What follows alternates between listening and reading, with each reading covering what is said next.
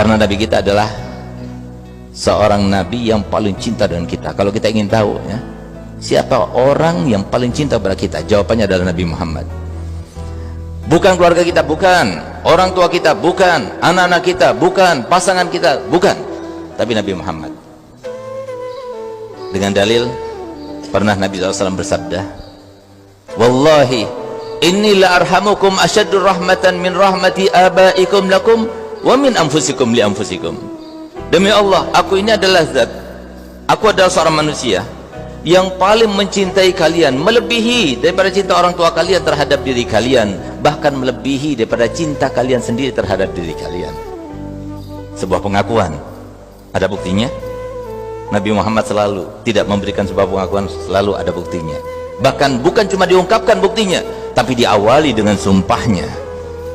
Nabi SAW bersabda dan bersumpah, wallahi law yushaku ahadukum bisyaukatin fi rijlihi la ajidu alamaha fi qalbi. Demi Allah, kalau seumpama kaki kalian terkena duri, sakit bukan? Demi Allah, aku rasakan sakitnya dalam hati. Adakah di antara kita ketika kaki kita terkena duri, terkena paku, kemudian orang tua kita menjerit karena kesakitan? Anak kita menjerit karena kesakitan? Suami kita, istri kita menjerit karena kesakitan? Tidak ada kecuali Nabi Muhammad. Nabi Muhammad cintanya pada kita luar biasa. Bahkan di saat-saat yang kita bisa renungkan, bisa fahami, di saat-saat semua manusia lupa akan dirinya, bahkan lupa akan keluarganya, apalagi di saat itu Nabi Muhammad masih ingat kita. Nabi Muhammad di saat-saat ketika dicabut nyawa beliau, di saat itulah kemudian beliau mengatakan, ya Jibril, min sakaratil maut. Aduh, wahai Israel, alangkah sakitnya sakaratul maut ini. Di saat itu dia menahan sakit, tapi masih teringat kita. Bukan saudaranya, bukan sahabatnya, bukan keluarganya, tapi diingat umatnya, meliputi semuanya. Sehingga apa? Gelia Israel, apakah nanti umatku juga merasakan seperti rasa sakit yang aku rasakan ini? Maka dijawab oleh Israel, ya Rasulullah, yang engkau rasakan ini sudah diringankan sampai 1000 kali lipatnya. Berarti mereka merasakan sakit lebih dari aku. Gelia, diangkat tangannya Nabi Muhammad. Apa doanya Nabi Muhammad? Ada 2 riwayat. Satu riwayat mengatakan, ya Allah, kalau begitu jadikan separuh daripada rasa sakit yang akan dialami oleh umatku, biarkan aku yang merasakannya semuanya. Di riwayat yang lain, Nabi SAW berdoa kepada Allah Ta'ala, ya Allah, jadikan semua rasa sakit yang akan dirasakan oleh umatku ketika sakaratul maut, biarkan aku yang merasakannya. Ada seorang Nabi yang seperti itu, ada seorang Rasul seperti itu. Bahkan kenapa dikatakan mustamirin? Keutamaan Nabi Muhammad terus bersambung kepada kita. Siapa yang berdoa kepada Allah Ta'ala sehingga kita satu-satunya umat yang masih ada hubungan dengan Nabi Muhammad? Kenapa Nabi Muhammad mengatakan dalam hadisnya bahwasanya aku ini sangat tahu dengan nama kalian dan nama-nama orang tua kalian? Bagaimana Nabi SAW tahu? Seorang manajer, seorang bapak Kapolres misalnya, seorang pejabat, belum tentu dia tahu dengan nama bawahannya. Tapi Nabi Muhammad, beliau katakan, aku tahu dengan nama kalian semuanya dan nama orang tua kalian. Kenapa? Karena Nabi Muhammad telah berdoa, walaupun Nabi Muhammad sudah meninggal.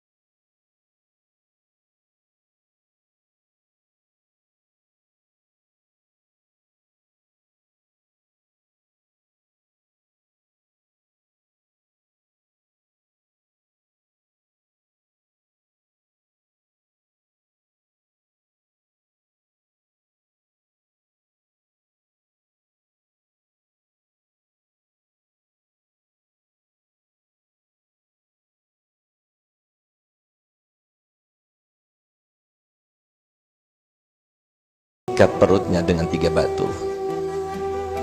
Maka kemudian ditanya, Gal, kenapa ya Rasulullah engkau ikat perutmu dengan 3 batu itu? Apa jawaban Muhammad? Gal, iya, karena perutku ini sudah tidak kemasukan makanan sudah lebih dari 3 hari 3 malam. Menjerit sahabat Nabi. Gal, ya Rasulullah, fidaka abi wa ummi summa nafsi. Tebusanmu wahai Nabi, itu adalah orang tuaku, bahkan diriku sendiri. Biarkan kami yang lapar, biarkan kami tidak makan, jangan engkau dan keluarga kamu yang tidak makan. Kenapa kau tidak beritahukan kepada kami kalau di rumahmu itu tidak ada makanan? Apa jawaban Nabi Muhammad? Kalau tidak akan pernah aku lakukan yang semacam itu. Apa kata Allah kalau aku membebani umatku? Biarkan aku jadikan apa yang terjadi pada diriku adalah hadiah daripada Allah, dengan harapan tidak ada seorang pun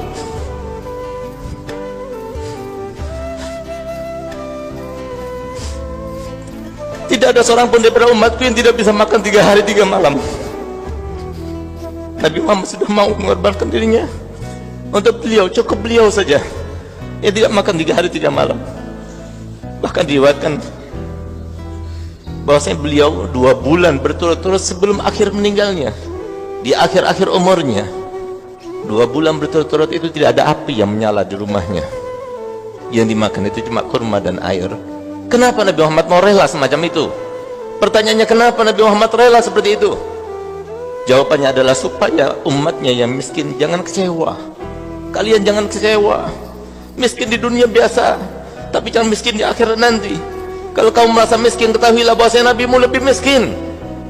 Nabi Muhammad yang disodorkan padanya kekayaan dunia, tapi beliau tahu kenapa? Karena dia ingin supaya umatnya semuanya merasa bahwasanya dirinya seperti Nabi Muhammad, seperti nabinya.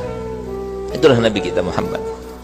Tapi ternyata kita yang dicintainya oleh Nabi Muhammad tidak peduli dengan Nabi Muhammad. Kenapa demikian? Kenapa saya katakan banyak sekarang umatnya yang dicintai oleh Nabi Muhammad, diperhatikan oleh Nabi Muhammad, dipedulikan oleh Nabi Muhammad, didoakan oleh Nabi Muhammad, baik di masa hidupnya, setelah meninggalnya. Bahkan pertama kali ucapan yang keluar daripada beliau setelah dibangkitkan nanti adalah ummati, ummati. Tapi ternyata kita tidak perhatian dengan Nabi Muhammad. Kenapa saya katakan demikian? Karena Nabi Muhammad manusia biasa sama seperti kita. Sebagaimana kita punya cita-cita kan? Kita punya keinginan kan? Kita punya harapan kan? Kita punya kehendak kan? Nabi Muhammad juga punya. Nabi Muhammad juga punya cita-cita. Nabi Muhammad juga punya kehendak. Nabi Muhammad juga punya harapan. Nabi Muhammad juga punya keinginan. Kita ingin tahu bagaimana cita-cita Nabi Muhammad, kehendak Nabi Muhammad, keinginan Nabi Muhammad, harapan Nabi Muhammad. Harapan beliau adalah tidak ada seorang pun daripada umatnya kecuali masuk surga bersama Nabi Muhammad.